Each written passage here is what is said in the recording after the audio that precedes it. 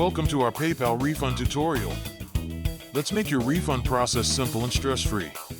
Start by logging into your PayPal account. Make sure your credentials are ready. Once logged in, navigate to your activity page. Here's where you'll find your transactions. Select the transaction you need to refund. Click on it to view more details. Click Issue a Refund at the bottom. It's a straightforward option, simple as that. Confirm the refund, and you're all set. Your money will be returned shortly. Monitor your refund status in the Activity tab. It's easy to keep track.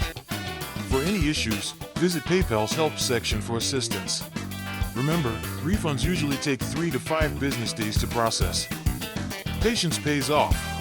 And there you have it. Your step-by-step guide on refunding money through PayPal. Don't forget to like and subscribe for more helpful financial tips. Thanks for watching, and happy transacting with PayPal.